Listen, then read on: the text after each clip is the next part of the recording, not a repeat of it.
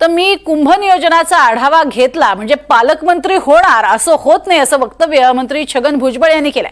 तर कुंभमेळ्यासंदर्भात भुजबळांनी बैठक घेण्यात काही चूक नसल्याचं अजित पवारांनी म्हटलंय। आणखी काय नवीन तिथे होत आहे ते मला समजून घ्यायचं आहे आणि मला काय वाटलं की बा याच्यामध्ये जर काही करता आलं तर बघा तर मी सुचवेन, एवढाच त्याचा अर्थ आहे। मी काय कोणाला तिथे काय ऑर्डर देण्यासाठी जात नाही। आणि तुम्हाला माहिती आहे की एक मंत्री म्हणून आणि तो एक नाशिकचा मंत्री म्हणून मला तो अधिकार 100% आहे।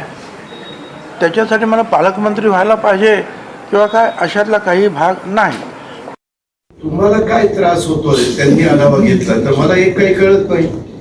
आम्ही सरकारमध्ये आहोत, ते त्या जिल्ह्याचे, तुम्ही उद्या म्हणाल अजित पवार हा उपमुख्यमंत्री आणि वर्ध्याला येऊन का आढावा घेतो? अरे आमची जबाबदारी, आमचं काम आहे।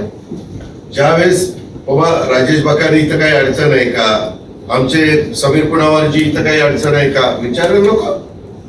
आम्ही यांच्या सगळ्यांच्यामुळे सरकारमध्ये आहे ना। त्याच्यावर एक सिनियर नेते म्हणून भुजबळ साहेबांच्याकडे बघितलं जातं। त्याने अनेक वर्ष तिथं काम केलेलं आहे, राज्याचे उपमुख्यमंत्री म्हणून काम केलेलं आहे। कुठल्या कामाला नंतर जरी विचार केला तरी चालण्यासारखा आहे, ह्या सगळ्या गोष्टी असतात। आणि मागं काही कुंभमेळ्यामध्ये त्यांनी काम तिथं केलेलं आहे। त्याच्यामुळं एखाद्याला एखाद्या कामाचा अनुभव असेल आणि त्यांनी आढावा घेतला तर ते चूक काहीच नाही।